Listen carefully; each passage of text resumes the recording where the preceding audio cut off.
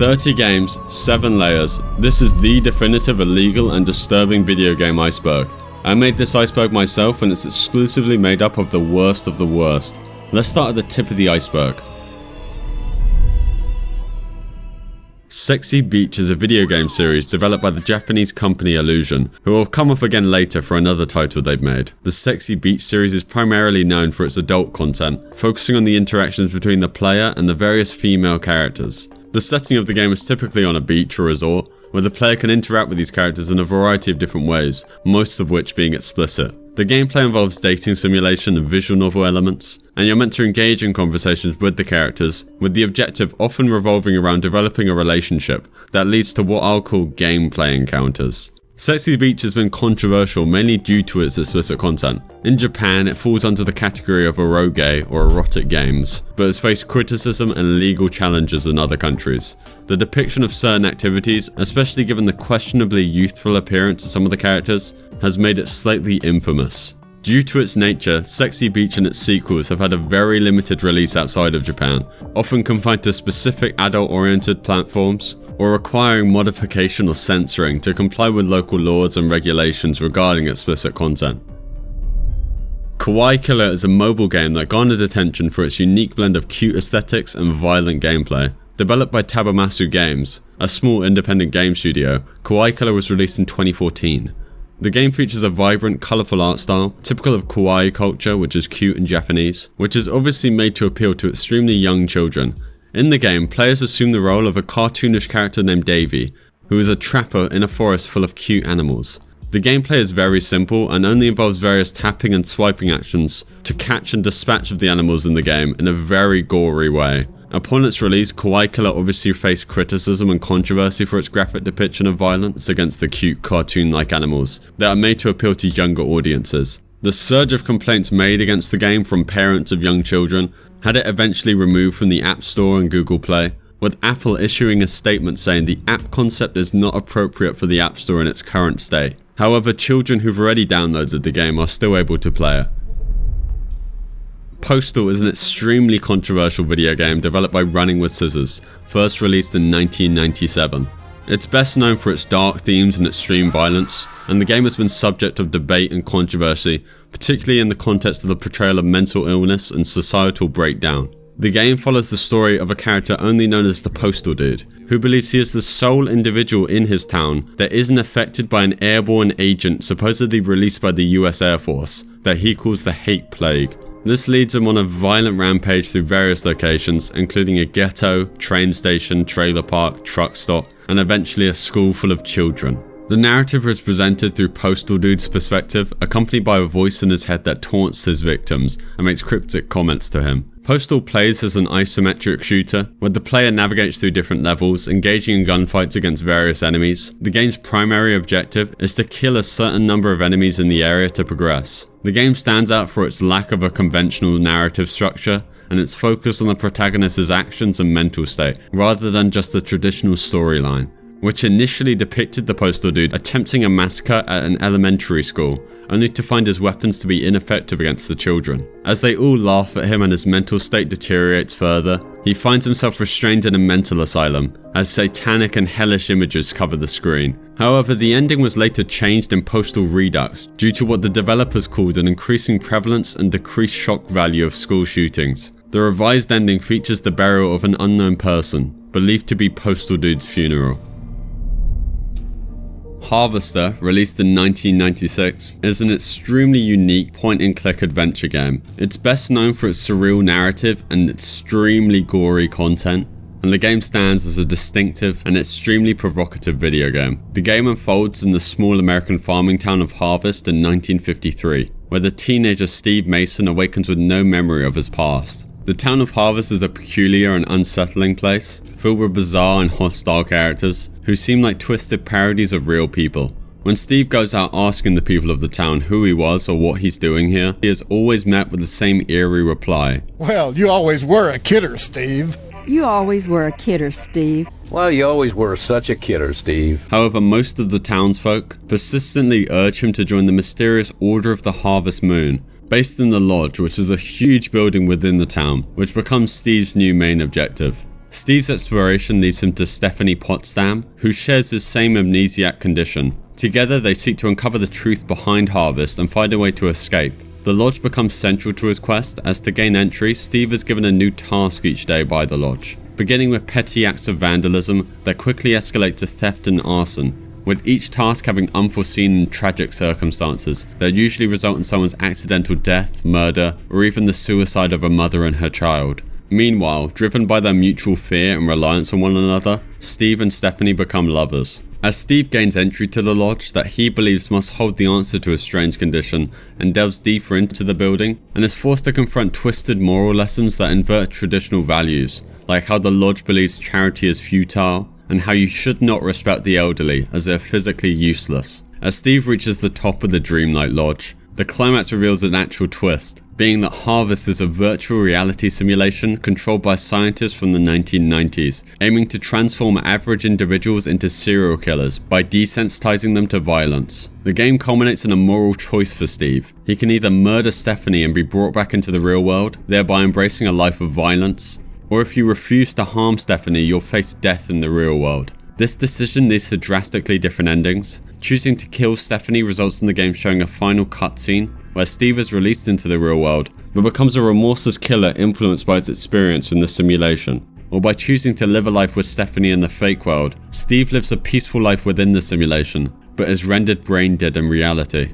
Harvester has obviously stirred controversy with its graphic violence, dark themes, and the exploration of societal and moral decay. Manhunt was developed by Rockstar North and released in 2003. It's an extremely infamous and controversial action stealth video game known for its graphic violence and dark themes. The game's story centers around James Earl Cash, a death row inmate who finds himself unwillingly cast in a deadly game orchestrated by the figure known as the Director. The game begins with journalist Mel Powers reporting on the execution of our character, James L. Cash. However, Cash's execution is a sham. He's been sedated and awakens to find himself at the mercy of the Director, who communicates to him through an earpiece. The Director promises Cash his freedom in exchange for participating in his games. Cash must eliminate gang members, referred to as hunters, across various locations in Carcer City, all whilst being filmed by CCTV to create the Director's dream snuff film. Cash's journey takes him through a series of derelict and dangerous environments, each controlled by different gangs. There's the Hoods, which are Cash's first adversaries, which consist of criminals and corrupt police officers. The Cerberus, which is the Director's personal security unit, who are also responsible for moving Cash between locations. There's the Skins, which is a Nazi skinhead gang. The War Dogs, which is a sadistic paramilitary group that kidnaps Cash's family, which just only serves to inspire his violence. There's also the Innocents, which is an outlaw gang divided into Hispanic occultists known as the Scullies, and the psychopathic Babyfaces, and the Smileys, which are a group of former asylum inmates. Cash's quest for survival quickly turns into a quest of vengeance when the Director betrays him, ordering the War Dogs to murder his family. The remaining War Dogs attempt to recapture Cash, but he manages to eliminate them and team up with a journalist who reveals the Director's true identity, being Lionel Starkweather, a former film producer turned snuff film ring operator. The final act of the game sees Cash navigating through a police and SWAT-infested city to reach Starkweather's mansion, before finally killing Starkweather himself. The game concludes with the journalist exposing Starkweather's crimes and the police's compliance, while Cash's fate remains unknown. Manhunt faced several bans and restrictions in several countries due to its violence, including being made entirely illegal in Australia.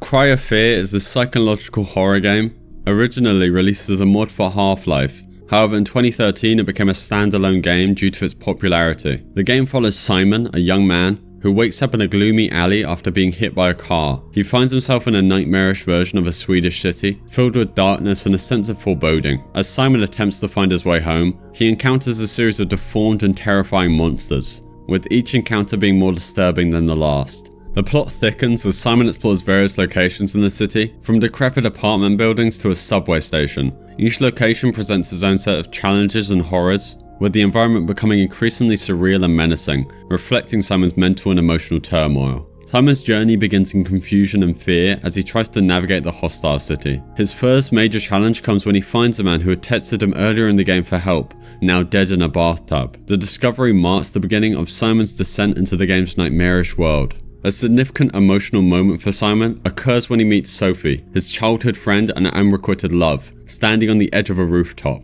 After Simon confesses his love for her, Sophie rejects him, with their encounter ending tragically with Sophie's suicide. Throughout the game, Simon faces various choices, such as whether or not to confront or flee from the monster known as Carcass, and whether or not to turn over his gun to a doctor he encounters late in the game. These two decisions influence the story's direction and lead to completely different endings. The game's climax is in Simon's house, where it's revealed that the entire story was a product of Simon's imagination. After his car accident, Simon is now wheelchair-bound and depressed, and was advised by his therapist to write about his feelings. The horrifying journey and monsters represent Simon's inner battles and trauma, with the monster Carcass that seemed to be constantly following Simon, representing his declining mental state, and the doctor who you could turn your gun over to, representing Simon's therapist. Cry of Fear features multiple endings, each dependent on the player's choices throughout the game. If the monster Carcass wasn't killed, and Simon didn't give his gun to the doctor, in this ending Simon succumbs to his darkest thoughts, and feeling utterly hopeless and trapped in his own mind, he kills Sophie and his therapist, which is also followed by Simon taking his own life. His suicide note expresses his deep resentment,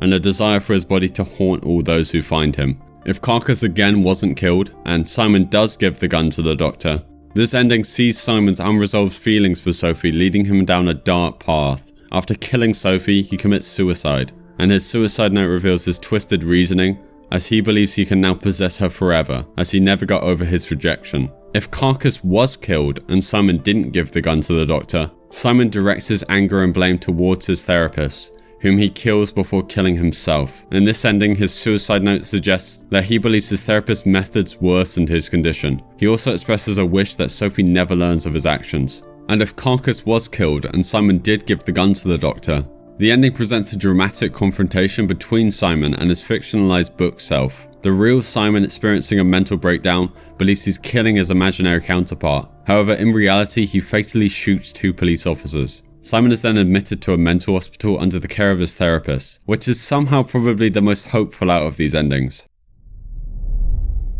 We're now moving on to level 2 of the iceberg. Custer's Revenge was released in 1982 by Mystique for the Atari 2600, and is often called one of the worst games ever made. The game features a character modeled after General George Armstrong Custer, who fought in several wars against Native Americans, and the game's objective is really simple. The player controls a pixelated Custer, depicted with an exaggerated pencil, as he attempts to cross a field under arrow attack to reach a naked Native American woman tied to a pole. Once you reach the pole, you mash the action button as fast as you can. The better you mash, the more points you earn, with the game restarting after getting 50 points. I'm not going to explain what mashing the action button does, as I'm sure you can use your imagination. The game is simple and repetitive, and was part of a series of adult-themed games released by the company, which sought to exploit the video game industry for sensationalized adult content. The development of Custer's Revenge did not involve any significant or technological gameplay innovations. Instead, it relied solely on its shocking content to generate sales and publicity. As Custer's Revenge faced legal challenges, protests, and calls for its ban, though the game's designer, Joel Miller, said Custer was seducing the maiden and that she was a willing participant. Stuart Keston, president of America Multiple Industries, the company who published the game, stated, "Our objective is not to arouse, our objective is to entertain. When people play our games, we want them smiling and we want them laughing." Released in October 2014, the teaser trailer for Hatred was anything but ordinary. My name is not important. What is important is what I'm going to do. It portrayed the game's main character, expressing their disdain for humanity, gearing up to embark on what they called their genocidal crusade. In Hatred, you play as the antagonist, a disturbed man completely disillusioned with the world and humanity. Fueled by pure hatred, he embarks on a violent killing spree with one simple goal: to eradicate as many human lives as possible before he himself was taken down. The gameplay is uncompromisingly violent, and the game itself takes on an isometric point of view, with the objective being pretty straightforward: navigate through various levels from the suburban neighborhoods to police stations, and exterminate every living soul. Hailing from Poland, Destructive Creations was relatively new to the gaming scene when they launched Hatred. In fact, Hatred was their debut title. The game was heavily inspired by the twin-stick shooters from the arcade era, but with an obvious and somewhat immature dark twist. The developers aimed to create a game that, in their words, avoided politeness, colourfulness, and any sort of philosophical undertones.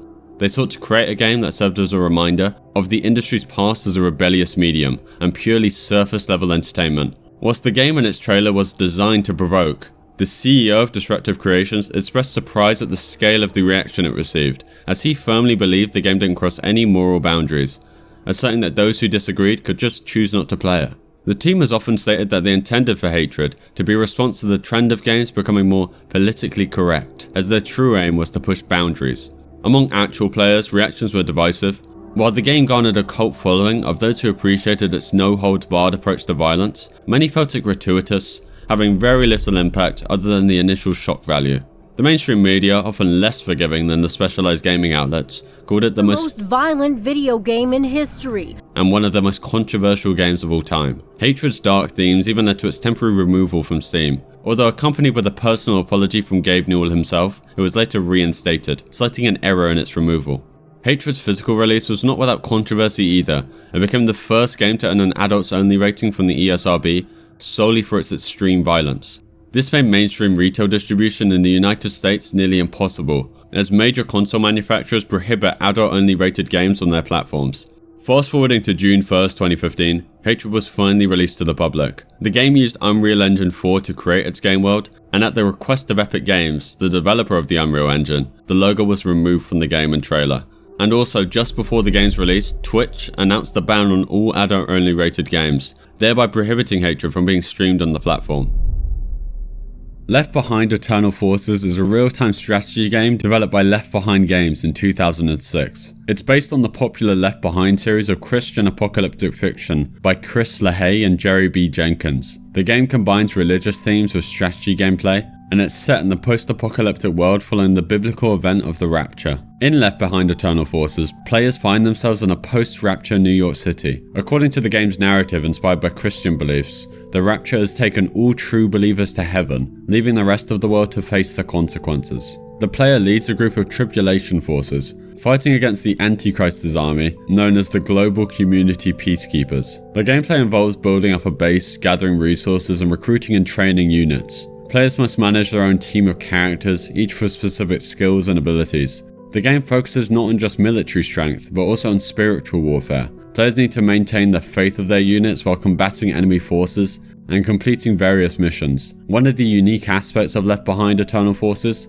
is its emphasis on non-violent options. While combat is a part of the game, players are also encouraged to use prayer and spiritual influence to sway enemies onto their side. However, Left Behind Eternal Forces generated controversy primarily due to its religious themes and the portrayal of spiritual warfare. Critics and some religious groups were concerned about the game's blending of violent strategy gameplay and religious content, debating on whether or not it's appropriate to mix the gameplay involving combat and conversion with the teachings of Christianity. The game also faced criticism for its portrayal of non-Christian characters and the concept of converting or battling against them. I personally reviewed this aspect as potentially promoting religious intolerance or just being plain divisive. Despite the controversy, the game found a niche audience amongst fans of the Left Behind series and those interested in Christian-themed games. Left Behind Eternal Forces is not only a unique title on this iceberg, but just in video games in general.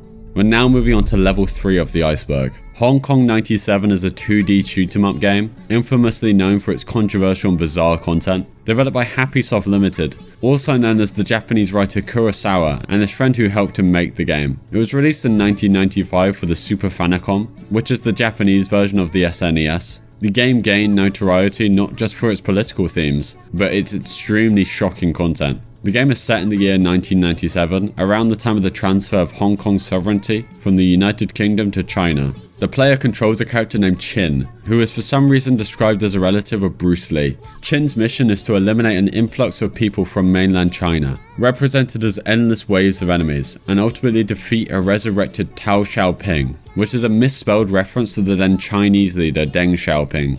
Hong Kong 97 is really simplistic in its gameplay.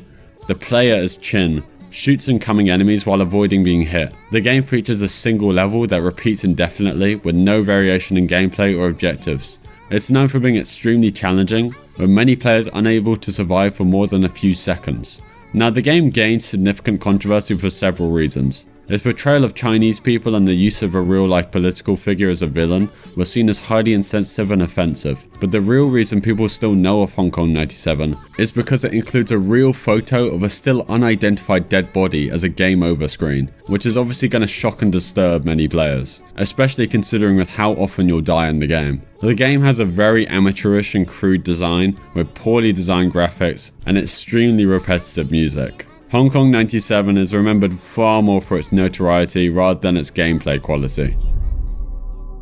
Now this one is a double entry. Quest for Bush and Quest for Saddam are first-person shooter games known for their political content and controversial nature. Quest for Saddam, created by Petrilla Entertainment, was released in 2003, while Quest for Bush, a mod of the former, was released later by the Global Islamic Media Front, an Al-Qaeda propaganda organization. These games gained attention for their direct reference to real-world political figures and obviously being directly in contest with each other. Quest for Saddam is a low-budget game set against the backdrop of the Iraq War. In the game, players go out on a mission to capture the Iraqi leader Saddam Hussein. The gameplay involves navigating various environments in Iraq, battling Iraqi soldiers and other enemies, with the ultimate goal of finding and capturing Saddam. The game was criticized for its simplistic portrayal of complex political and military situations, as it was an obvious form of propaganda, trivializing warfare as a whole. Quest for Bush, also known as Night of Bush Capturing, is a modded version of Quest for Saddam released by an Al-Qaeda propaganda group. The game's narrative was altered to target the then US President George W. Bush. In this version, players assume the role of a jihadist fighter, with the final objective being to capture or kill the president.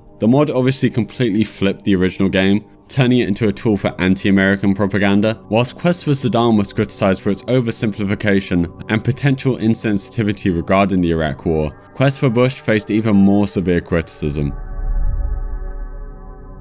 Station.exe is a relatively obscure and mysterious video game. Well, I don't even know if you can call it a video game. It's known for its enigmatic origins and connection to internet folklore, particularly within the community of the X-board on 4chan. The game has gained infamy among enthusiasts of creepy and unconventional games, partly due to its eerie atmosphere and the mystery surrounding its creation and purpose. Station.exe reportedly originated from a disc found at a tech expo in Rochester, New York, an anonymous user claiming their father purchased a CD case containing 2 discs. While the first disc had engineering software, the second unmarked disc held the game Station.exe. The game is believed to have been created with Blender, and its subsequent exploration has led to various speculations and theories about its purpose and origins. The player navigates through a completely blank environment and is pursued by floating faces with ambient noises adding to the eerie atmosphere. If you're caught by one of these faces, the game instantly closes. One of the most intriguing aspects of Station.exe is the discovery of numbers within the game, which some players interpreted as coordinates. These coordinates supposedly lead to a real building in Russia, which mirrors the structure of the building found in-game. This element has led to speculation about the game being part of an ARG, though no one has actually yet to go to the coordinates in Russia. The enigmatic nature of Station.exe extends beyond its gameplay. When people reportedly dissected the game's code, they claimed to find a variety of unusual elements and connections to other internet forums, and a creepy password-protected website that still no one knows the purpose of.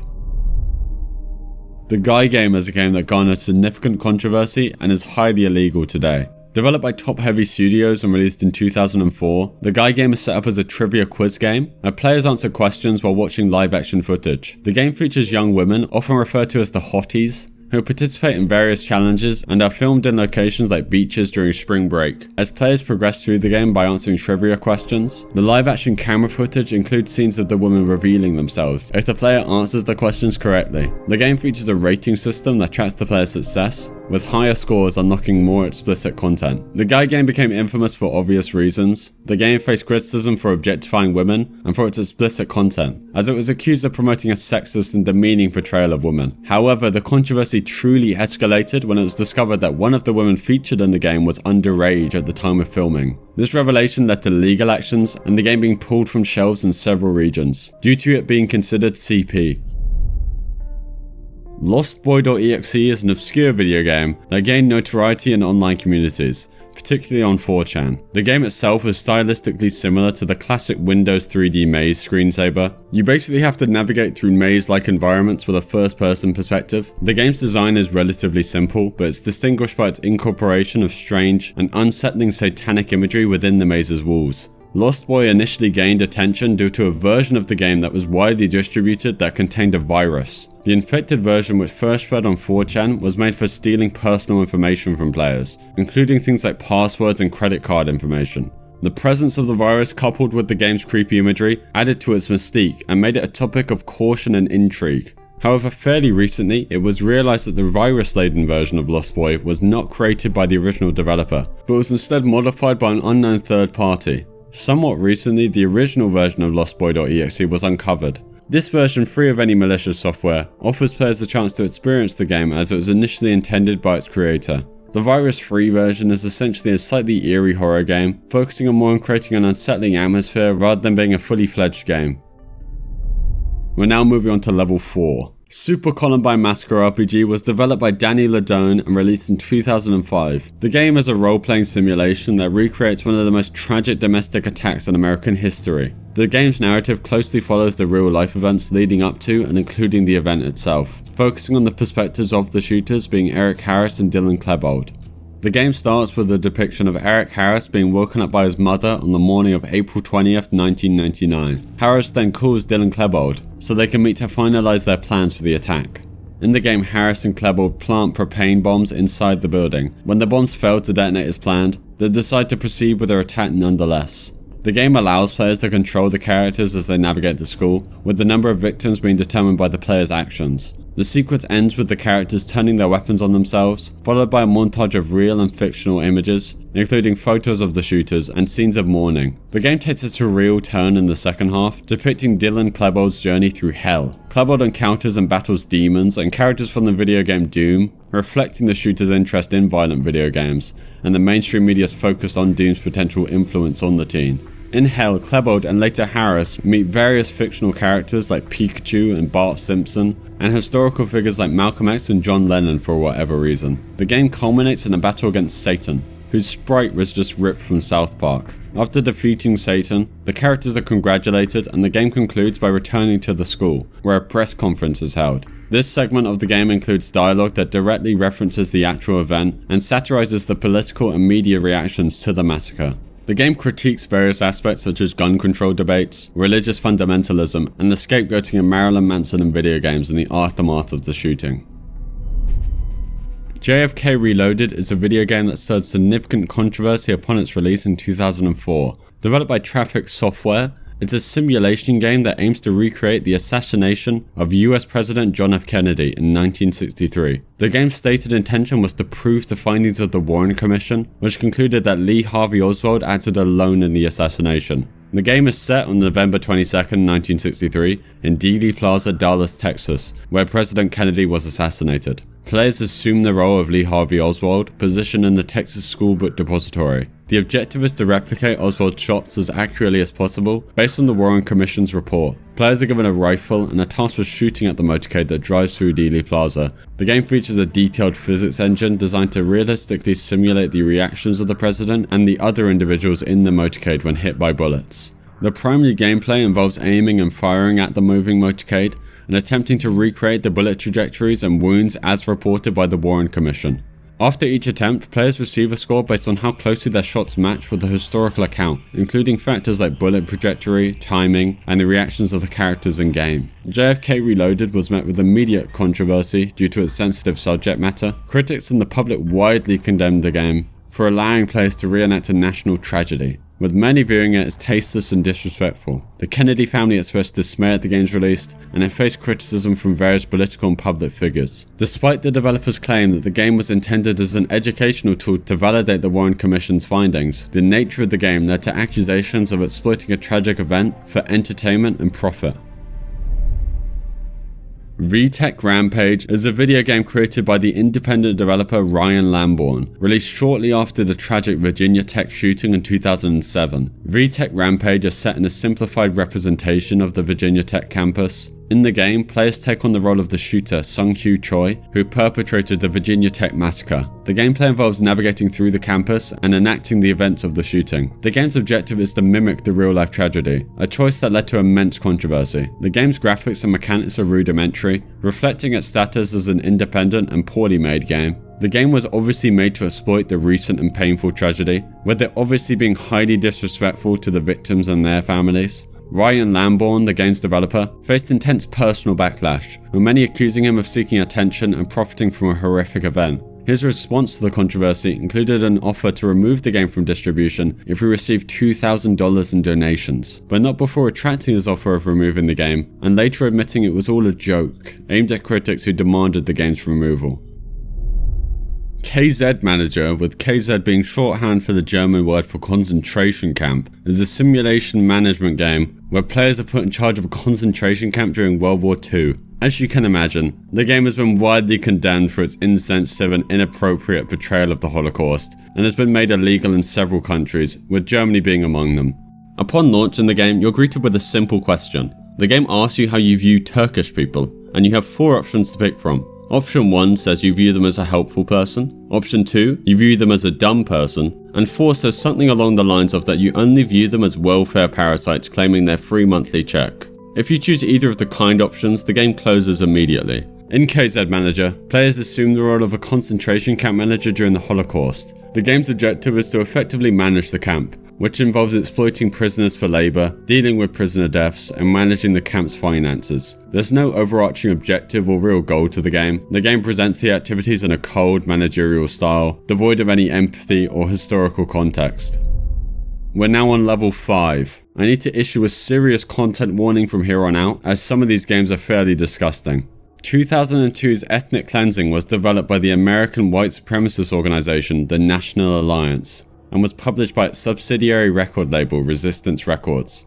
Ethnic Cleansing was created as a part of a broader, ideological push by the National Alliance, a group well documented for their white supremacist views. The game was designed to be provocative, to generate shock and controversy, whilst disseminating a white supremacist message. The game itself was entirely unremarkable in its mechanics and graphics.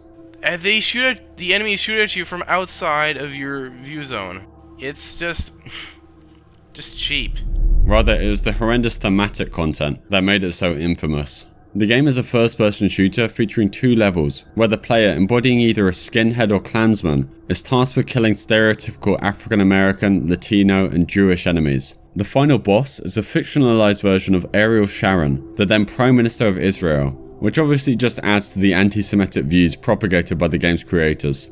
In keeping with the game's theme, black characters were designed to resemble apes and emit monkey-like sounds when shot. Jewish characters are clothed as Orthodox Jews and shout "Oy vey." Mexicans, also on the receiving end of the stereotyping, exclaim "I need to take a siesta now" after being shot. The provocative content was a deliberate attempt to further propagate the racial bias and hatred, and to quicken the pace at which the developers' long-awaited race war would begin. The game was launched on Martin Luther King Jr. Day, being the 21st of January 2002, which was obviously a calculated move intended to incite further controversy. It was sold for $14.88, another nod to the white supremacist 14-word slogan, and the numbers 88, which stand for HH, which I'm sure you can figure out. Many organisations took issue with the game, and Ethnic Cleansing has been repeatedly ranked as one of the most controversial games ever made, and it just serves as a reminder of the capacity of video games to be used as propaganda. Euphoria is a Japanese visual novel developed by Clock Up and released in 2011. It's an adult-oriented game that blends psychological horror, mystery, and very explicit scenes. Euphoria is set up in a mysterious enclosed environment where the main character Kazuke, whose name I probably mispronounced, wakes up without any recollection of how he got there. He finds himself in a blank white room along with 6 women, some of whom he recognises as peers from his school. As you can expect from this deep in the iceberg, none of the women are of age, excluding Natsuki, who is an English teacher at the school. Euphoria primarily involves reading text and making choices that influence the direction of the story, depending on the decisions made by the player. These decisions can lead to drastically different outcomes, some of which are extremely disturbing. The story starts with all our characters being confused by the abnormal situation, when a mysterious voice suddenly announces to them that the game will now begin. The game unfolds as a series of escape-like room scenarios, where the characters must solve puzzles and make decisions to survive. The first puzzle involves Kazuke, our character, and the only male in the group. He is named the group's unlocker and must select one of the women as his keyhole. I think you get the idea. One of the girls, being Mayako, isn't too excited by the idea and starts to panic, causing the lights to be cut out by the mysterious game master. Once the blinding lights turn back on, Mayako is strapped to an electric chair and is eliminated from the game. Though as you can come to expect from a game this far down the iceberg, our character enjoys the display and becomes more ready to become the unlocker to one of his unwilling keyholes. Euphoria was developed by Japanese game studio ClockUp, known for creating adult visual novels with dark and often controversial themes. The game was initially released in Japan and later translated into English due to its popularity among visual novel enthusiasts. Euphoria has a decent sized following among visual novel fans who appreciate its complex narrative. The developers ClockUp have some other equally disturbing visual novels that have often seen praise for their writing in these fan circles. 177 is a Japanese video game that was released in 1986 by Macadamia Soft, and was tastefully named after the Japanese legal code for doing a certain thing without the consent of the other person. The player controls a male character who pursues a female character with the intent of assaulting them. The gameplay involves navigating through various levels, avoiding obstacles and other characters to catch the female character. The good ending is if the player catches the female character. The game will then play a graphic and explicit cutscene that has been the primary source of the game's controversy, after which you'll see another scene of our character and the woman married. The second ending, or what people call the bad ending, happens if you fail to catch the woman before she reaches her house and gets you arrested. The game was obviously criticised for promoting and trivialising sexual violence against women, and it was seen as deeply problematic not only for its graphic content, but also for the way it objectified women and treated a serious crime as a form of entertainment. 177 was released during a time where the video game industry was still in its early stages of exploring adult themes. However, the game crossed the ethical boundaries by centering its gameplay on a terrible act. It was later recalled and re-released with slightly more conservative scenes and gameplay.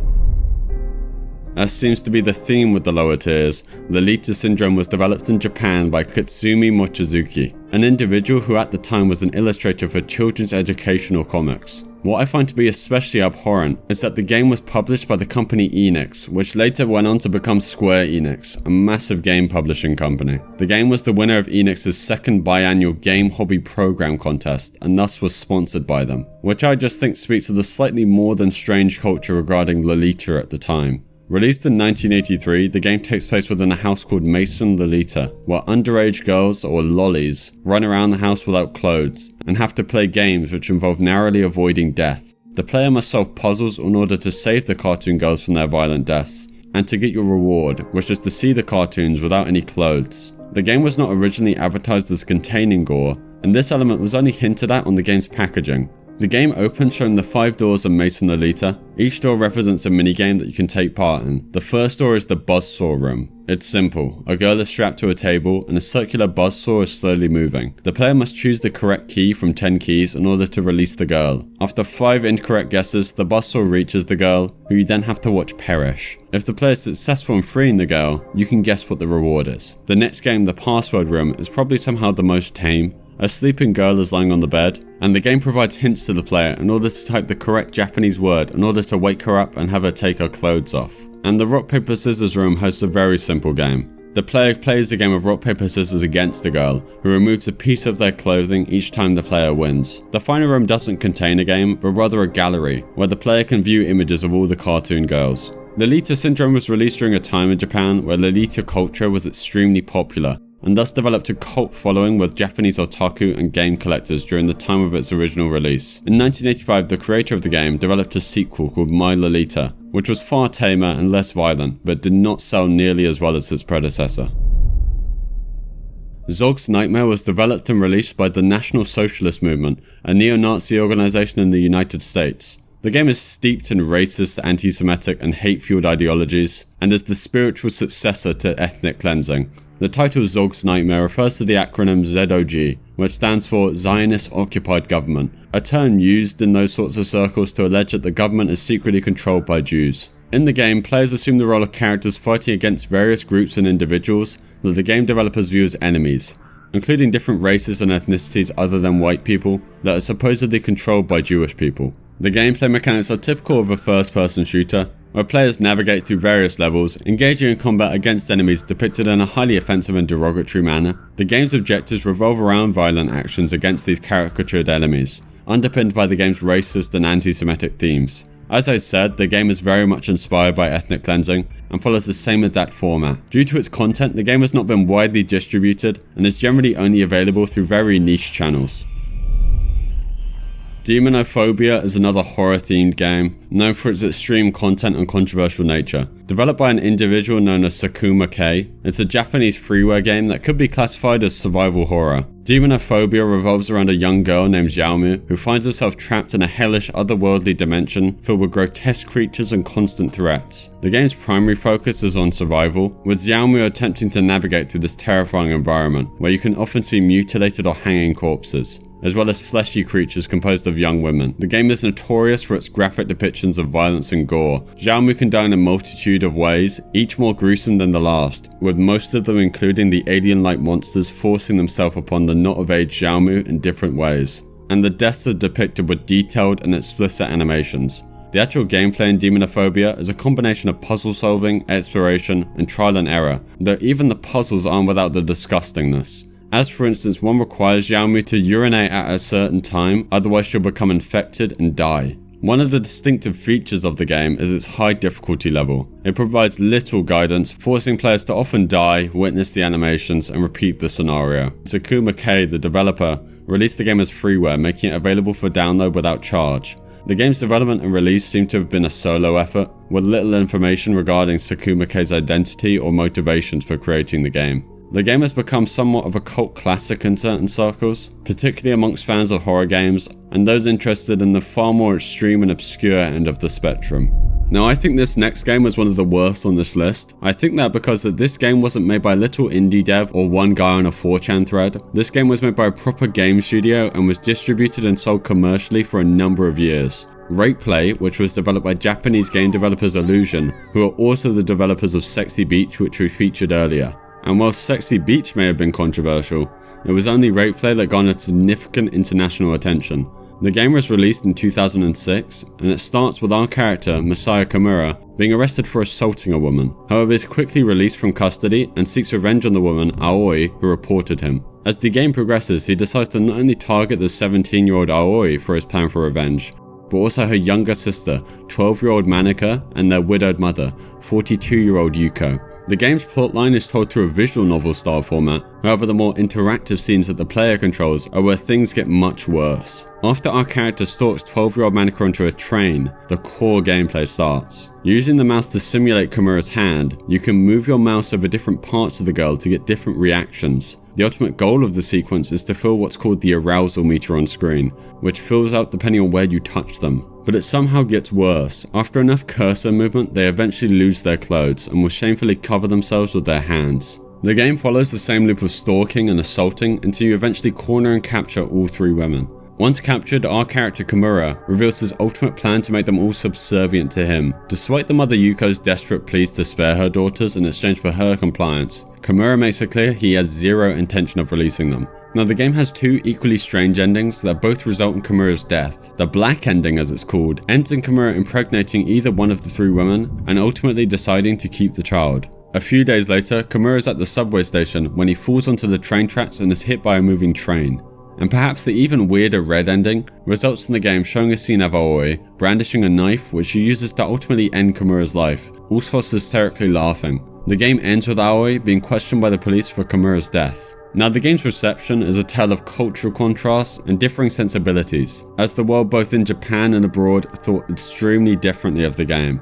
In Japan, the initial reception of the game, like many of Illusion's releases, was somewhat muted. Illusion, after all, have produced many adult-themed games, and the Japanese gaming community, particularly those indulged in erotic games, or eroge as they're called, viewed it as just another addition to the genre. However, it wasn't until 3 years later, in 2009, when the game began circulating internationally, notably via online platforms like Amazon, that the controversy truly started. Keith Vars, a British MP, brought the issue into British Parliament after discovering that the game was being sold on Amazon, despite not being officially distributed or supported outside of Japan. Amazon then removed the game from sale on its website as a result. In May of the same year, the pressure reached its peak when the Ethics Organization of Computer Software, which is the Japanese rating organization for adult games, restricted the sale and production of the game, effectively banning it globally, including in Japan. Though the restrictions didn't stop there, Australia completely criminalized the game's distribution due to a campaign led by the Women's Forum of Australia. In Argentina, the game ranks as the only video game to be illegal, and even the US Supreme Court took note, with Justice Samuel Alito using it as an example of the base themes that the video game industry was willing to exploit.